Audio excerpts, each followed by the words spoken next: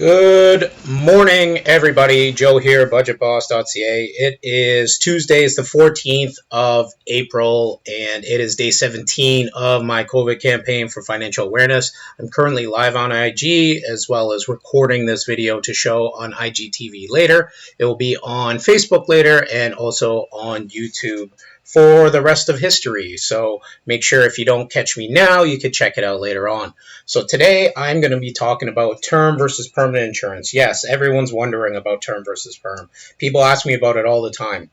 Kidding. No one asks me about term versus perm. When we talk to clients, I have to actually explain the difference between the two. There's several key differences between the two types of insurance, but if you paid attention to me yesterday, I was actually mentioning how important life insurance is. I believe everyone should have it. Now let's get into the nitty gritty of which one is meant for you and which one and the differences between the two. The life insurance industry is a very interesting industry. There's a lot of nuance about what is good, what is not good. People don't understand life insurance that much, even though, in my opinion, life insurance should be quite simple. It is not a difficult concept. The problem is life insurance agents or advisors often make it difficult. So it's my goal to demystify life insurance, get people the proper insurance, make it as cheap as possible, and make sure they have the coverage that they need to continue on with their financial plan moving forward. So first things first, before I get into term versus perm, which I will dive deep into, let's do a market update. And we see positivity today. So we're in the green across the board in North America. The TSX is up about 1%. We're looking at about almost 2%, 1.5% gains across the board for the Dow Jones, S&P, and NASDAQ. So we see positivity, and a lot of this is based on the fact that we've hit the curve, hopefully, in terms of coronavirus. They're talking about reopening the economy and their plans to do that. Stimulus checks are being released, so people do have money now, hopefully, and the big goal for it is to get past this and then actually look towards reopening the economy and then everyone going at it full force back to our normal lives. Now, I don't feel we'll be back to our normal lives for a long time, but we will get some degree of normalcy soon, I hope, i.e. being able to leave your home for other than essentials or if you're an essential worker. So we do see some positivity today. We are gaining back the negatives from yesterday, which is good. Overall, we're still down about 20% from our heights. If you look, the TSX is around 14,000. We hovered near the 18,000 mark. The Dow Jones was flirting with 29,000, and it's at around 24,000 right now, or just below. The S&P was up over 3,000, and the NASDAQ was up over 9,000. So we are still down a good amount, but hopefully as things keep going, my guess is we can get rolling by the end of the year. So be patient. Now, still a good time to get into the market, but only if you do have patience as your motto, because we still could see some declines as businesses start to realize how much they're going to lose and maybe insolvencies start to kick in. Businesses can't cope with the losses that were gained had during this time. We will see that, so there could be some losses, but doesn't mean it's not a good time to get in. Just means, like any investor, you have to be patient. So understand that we're in this for the long haul, and by long haul, I mean we're not jumping around day trading, playing day-to-day stock market games, because that's a good way to lose our money. So that is our market update. We're in the positives. We're looking at around a 1 to 2% gain or in between across all North American markets. The overseas markets were all up as well, so that is pretty good in Europe and Asia. So let's jump into term versus perm. First things first, download the combo expenses worksheet. I tell you to do this every day because it will help you out. So over 100 people have downloaded this worksheet. More than that, hundreds of people have downloaded this worksheet, and it helps you out. Also, if you qualify for Canada Emergency Response Benefit, apply for that. People have already started receiving their benefits from that. Over 1 million people have applied, so get your money if you need to keep your house in order. I always put the link in that because I want people to make sure that they get the benefits they need to actually do what they're going to do. If you qualify, get that money. if you qualify. There's no shame in actually taking part in this program that's meant to help people and make sure that you're actually doing the steps that you need to do to utilize this benefits to its full potential. So I always put the link, get the Canadian Emergency Response Benefit. I sadly don't qualify for it, but that's okay because that means I still have my job. So I'm quite happy with that. So let's jump into term versus perm. So great insurance debate, term insurance versus perm insurance. So permanent insurance, there's usually two types that people will discuss. Whole life, often known as cash value insurance, or universal life or variable universal life. Term insurance is the basic, most pure form of insurance, such as your car insurance or such as your health insurance or your home insurance. What term insurance is a basic insurance that you pay a premium every month, and then if you pass on, someone else gets money that you name. So that amount can be whatever you choose. The more insurance you get, the more expensive it will be. So the difference between $100,000 and $200,000 of insurance is usually equally divisible. So if it costs $10 a month for one and you get double that, it usually costs 20. There are areas where that is not the case, but term insurance is your most basic, pure form of insurance. You pay on a monthly basis. If you die, X gets money. That's how it works. Very basic, very pure. And because it's so basic and so pure, it's usually the cheapest form of insurance. Permanent insurance is slightly different. There's a cash component to it as well. So it has that basic face value of insurance. So for instance, your permanent insurance might be $100,000 worth of death benefit. So you die, someone gets $100,000. But it also has what is called a side account where it can build up cash value as time goes on. So what this does is actually tends to make the premiums for permanent insurance more expensive. The reason being is because money is put into the investment component as well as the insurance component. So the value of the insurance grows over time. It builds up more insurance over time and also builds up the side account of cash value as well. So if you die, your beneficiary gets the insurance plus the growth. So that is basically the difference between the two. Universal life insurance is a bit of an oddball one where it actually has an investment component that you can manage. So you can choose what investments go into the universal life policy. With whole life policy or cash value policy, the company that sold you that policy chooses the investment mix, and it's usually uber conservative, and the reason being is because there's a lot of expenses associated with insurance. They have to pay policyholders when they die. They have to pay the advisors such as myself. They have to pay shareholders for the company. They have to pay employees for the company. So those sorts of expenses along with the death benefits that pay out. Plus, they have to pay you, the policyholder. So that's why tends to be a conservative mix. Over time, it tends to generate about a 2 return for the policyholder. Universal life, a little bit different. You have your face value policy, so let's just call it $100,000 again, but the side account where the investment is actually can be invested in what you choose. So you can choose that investment, and then what happens with that one is it builds over time. Now, the big difference between universal life and whole life is that universal life has a minimum amount you can put in that just gets you the basic insurance. So you get that $100,000 and nothing else. If you decide to put more in or dump more money into your universal life policy, the side account with the investment will grow higher over time. So that side account is sort of at your control. There's a maximum amount you can put in that's regulated by law, because you can't be dumping in huge amounts of money into a life insurance policy, because then it ceases to be life insurance and just becomes an investment. Overall, the gist of the story with whole life and universal life, they are still insurance. Now, I'm going to get deeper into what these actually are. So let's take a look at term insurance. Now, I mentioned it's the most basic, pure form of insurance. Term insurance is used to cover a gap. So think of term as temporary. You're buying it to cover a temporary gap. And what insurance does, no matter what it is, your home insurance, your car insurance, your health insurance, it always just covers a gap. There's a gap between your income and your savings between what amount of coverage you need, and the insurance covers that gap.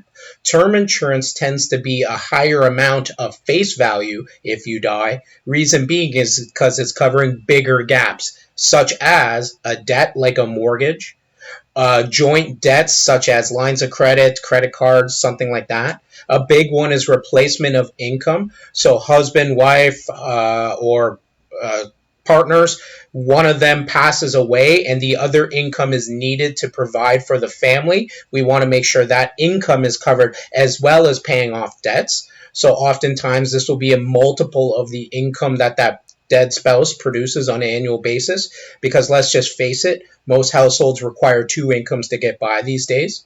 So those are the big ones. There's also educational needs, final expenses, emergency funds, that sort of thing. These are gaps of money that you don't have that you need to cover, and therefore you buy cheap term insurance. Term insurance means that the term itself is what the price is locked in for. So for instance, if you have 10-year term insurance and you pay $20 a month for it, you are paying $20 a month for 10 years. If you have 20-year term insurance, you're paying $20 a month for 20 years. After the 10 years or after the 20 years, the price goes up. And this is based on the fact that the insurance company is guaranteeing you that contract for life, but they're not guaranteeing that price for life. Permanent insurance has one price for life. Term insurance has the same price for the term. This also is why permanent insurance tends to be more expensive, because the insurance company knows they will pay out. Term insurance, they don't know they'll pay out. In fact, for the most part, they don't pay out because most people live. Now, that's a good thing. You don't want to die, but in case you do die, the term insurance is there. In fact, the stat is about 94 to 96% of term insurance never pays a claim. And the reason being is because most people end up living past the term. Right? You don't want to die in the next 10 years, but you bought 10-year term insurance. At the end of the 10 years, you may or may not need that insurance anymore, so you get rid of it. If you die, though, during that time, they pay out the policy. And that's why term insurance tends to be cheaper, because the insurance company is betting on you to live. You're betting on yourself to die. So you're paying $20 in case you die. They're taking that $20 hoping that you don't die. They don't want you to die because they don't want to pay out the 500 grand. Now, they're contractually obligated to do it if you do die, but it is not the insurance company's goal to be paying out massive face value life insurance policies. That's an easy way to not make money, and that's not what they're in business for. So who is term insurance suited for? So term insurance, in my opinion, is suited for almost everyone. These are for people who have not built up enough savings or capitals to cover the loss of a life. This is more than likely younger people who have debt obligations, or young couples. Young people, term insurance is perfectly suited for because it's dirt cheap. Someone who dies prematurely can devastate the finances of a family. So having term insurance to cover that gap is massive. Term insurance, again, like I said, is super affordable and super easy to get. So for people who can't afford the cost of permanent insurance, or for people whose focus is on building wealth, term insurance can keep your insurance costs low while you focus on building wealth. Who it's not suited for. So term insurance is not ideally suited for people who do not have a large obligation to anyone else. So if you do not have, for instance, like myself, term insurance, the only reason I have a good amount of term insurance is because I can get the most bang for my buck in terms of my insurance value. But I don't have any real obligations to anyone else. I don't have a wife. I don't have kids. I don't have anyone that depends on me financially right now. So term insurance for me is not technically fully suited for me. And the only reason I have term insurance is because it gets me more insurance for a cheaper amount. And to me, that's more useful. And I'd rather spend my money elsewhere, such as investing or building my business. You might not have enough coverage through your workplace. So term insurance is suited for people who don't have enough workplace coverage. So another thing that people need to understand is that although you have workplace coverage, term insurance is a good add-on on top of that. You can use the two together. And the one thing about your workplace coverage, it doesn't go with you no matter where you work. Once you stop working there, it's gone. And that can include retirement. And I've encountered many people who think they have coverage after retirement, but they don't. And then they have to go apply for coverage. And in fact, it's quite expensive when you're 60, 65 years old. So make sure you're paying attention to that. So that is term insurance, basic, pure insurance. I pay a premium every month. I die, someone gets money that I name. My family, my wife, my kids, anyone I want to get that money will get money. It's basic, it's pure, it's simple. That's term. Let's get into permanent insurance. Now, permanent insurance or whole life or universal life insurance is what the name says it is. It lasts forever. Whenever you die, it pays out. So that's if you die tomorrow or if you die 80 years from now, it pays out. Over time, the insurance grows unless it is universal life at the minimum level, or you bought a policy that just doesn't have any cash value with it, or cash value that grows slow. So one key difference between whole life and term insurance is that whole life has an investment component to it. Now, what with whole life, and I work for Canada Life, whole life at Canada Life Insurance, they have what is called the participating account. So this is an account with all the permanent insurance money in it. So all the money I'm putting in every month goes into this account. Now, I don't have a whole life policy, but everyone who has a whole life policy, whether it costs you $5 a month, or it costs you $20 a month, or it costs you $1,000 a month, it all goes into this participating account. This participating account has about $40 billion with a B dollars in it, and they manage this money to make it grow.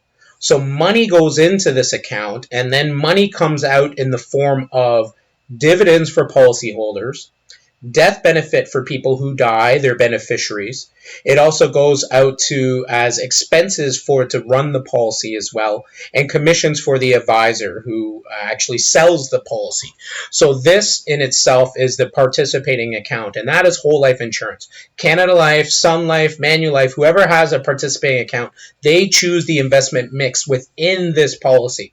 The investment mix tends to be more on the conservative side because of the guaranteed expenses that come with it. It's basically like they have rent every month to pay, and that rent every month to pay is, for instance, death benefits when people die, expenses to the company itself, dividends to the shareholders, and dividends to the policyholders. They must pay these things. So they want to make sure that they're getting guaranteed returns on their money within it. They're not investing wildly in the stock market. Reason being is because, as you know, right now the stock markets are down quite a bit. And if they did that, they may not be able to meet their financial obligations on a monthly basis. So that in itself is how they invest it. It's the participating account.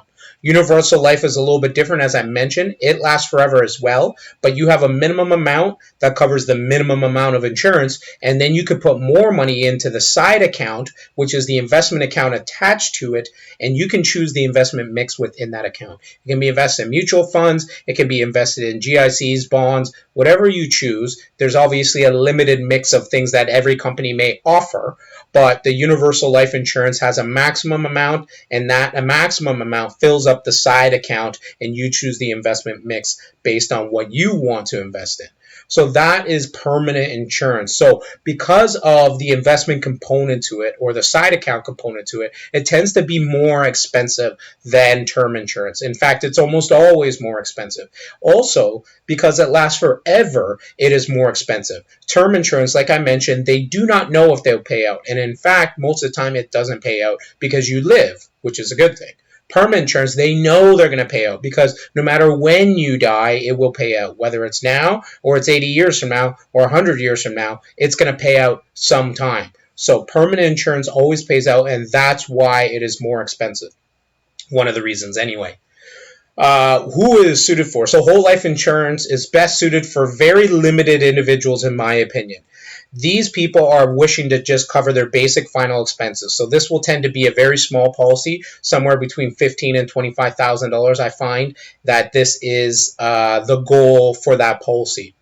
Also, their need for temporary insurance has shrunk. So, for instance, they may have had term insurance all their life, and now they're 65 or retiring or getting close to that, and now they have a permanent need. So, to cover off the final expenses when they die, or leaving money to a loved one.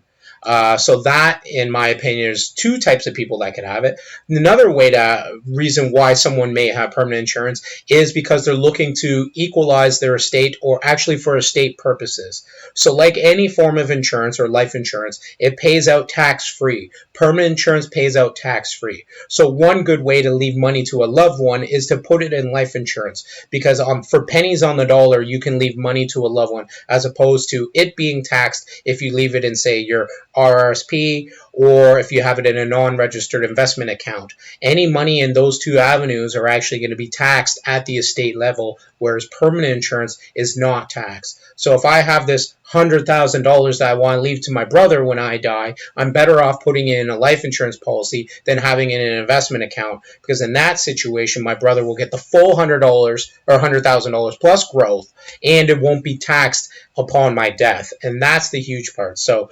oftentimes, in my opinion, the big two people that should have or permanent life insurance policies are people that have very small ones or very big ones.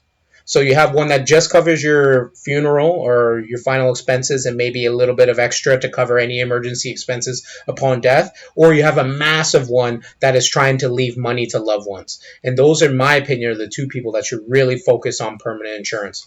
I don't find permanent insurance to be useful for young families because oftentimes their budget is tight as it is. They're trying to build wealth, and then insurance in itself, or permanent insurance itself, does not fulfill that gap for them. They want to be investing their money instead of spending it on life insurance.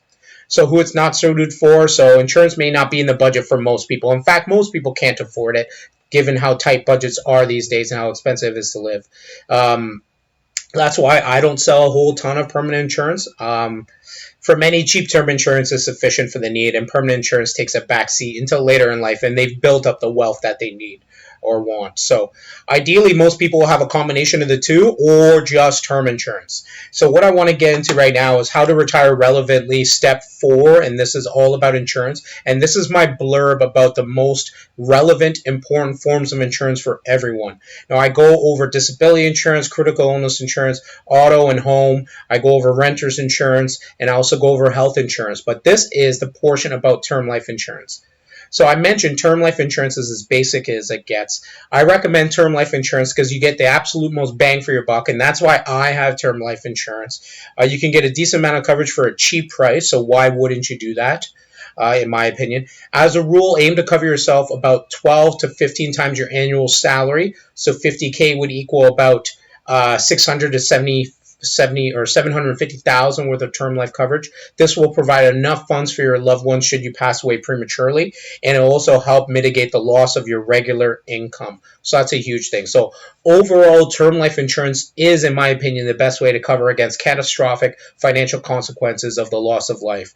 This is as basic as it gets. It's the cheapest form of insurance you can get. My goal with my clients is get them the most coverage possible for the cheapest price possible. I don't want my clients to be insurance poor. So let's cover that up most possible for cheapest price possible. That is my theory on insurance. So what I'm going to share with you in this post today is, as well as Dave Ramsey's post on term versus whole life insurance. He digs into it like I do here, and he puts it about as basic as possible. Dave Ramsey is a big term life insurance guy. He does not believe in whole life that much, and quite frankly, I don't blame him. I subscribe to most of his theories. He doesn't believe in whole life in any purpose. The only reason I believe whole life in certain purposes is because the rules of the United States are a little bit different. We actually need to make sure that people transition their wealth to the next generation most efficiently, and that is often with life insurance, but for the most part, 95% of people, term life insurance covers that gap that they need for the cheapest price possible.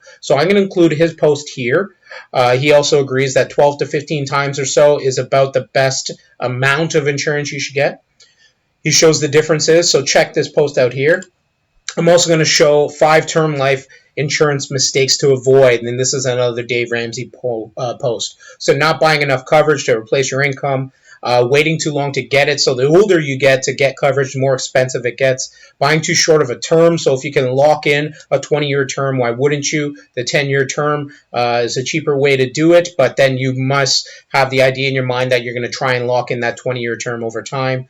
Buying too many riders, so you're buying weird riders like accidental death and dismemberment. AD&D is stupid because if you have life insurance, you get paid if it's accidental anyway, so there's no point to that. And then forgetting to review it. I review my life insurance policies for my clients all the time because there's oftentimes you can save money. I'm currently going through all my life insurance policies with all my clients to see if there's ways we can mitigate the cost on a monthly basis or upgrade their coverage very cheaply, something that will be beneficial to them. So make sure you're constantly reviewing your policies. Don't set it and forget it, because you will miss certain deadlines within that policy that can make it more conducive to you to save money or upgrade your policy for very cheap, something that will be better for you in the future. So check that out, okay? So these are two posts from Dave Ramsey's, just so you know that I'm not the only one who feels the way I feel. Dave Ramsey, honestly, I believe full-heartedly in almost everything he says, especially on life insurance as well. So one last market update before we take off. So TSX still up. We're looking at 1 to 2% gains across the board. Hopefully that continues today to mitigate some of the losses from yesterday. And I hope that we have a positive week. And last week we did. We're up about 15% overall in the past 2 weeks. Again, we're not making drastic money moves. If you want to review your investment policy, please reach out to me. I'm more than happy to look at your risk tolerance with you and to see if now's the time to actually take you from a low risk tolerance to a higher risk tolerance that may actually get you some gains over the course of the next year or so. But remember, we need to have a longer term outlook. Don't look to put your money in right now and double it up or get a 10% gain in the next month. There's still a lot of uncertainty going on right now, so we need to make sure that we're not making drastic moves without a long-term outlook. The fundamentals are still in place. We're still looking to have a fundamental principle of having our money in the market as this recovery goes along. And again, it could take 6 months, could take a year, it could take 2 years. We do not know the fallout of the COVID-19 virus and what that will do to us. Also, apply for your benefits. I mention it all the time. If you qualify for the Canada Emergency Response Benefit, apply for that. Get that going. Make sure you take care of your four walls right now. Find me on Facebook at Joe Budget Boss. Over 12,500 people follow this page. I'm very proud of that. People from all around the world, mostly Canada and the US, but 75 countries are represented on this page, so I'm quite happy about that. Instagram as well. You can tag me, or my Facebook link is tagged in my bio here, and every video is on IGTV, so you can see it there. They're all in chronological orders there as well. Twitter's another place to find me. You can find commentary and links to everything there as well. The full library is on YouTube. So this is Joseph Francis on YouTube or Budget Boss on YouTube. Every video is there, and I share them from there to Twitter and to LinkedIn as well. And you can contact me directly at budgetboss.ca/contact. You can book a meeting, sign up for the email list.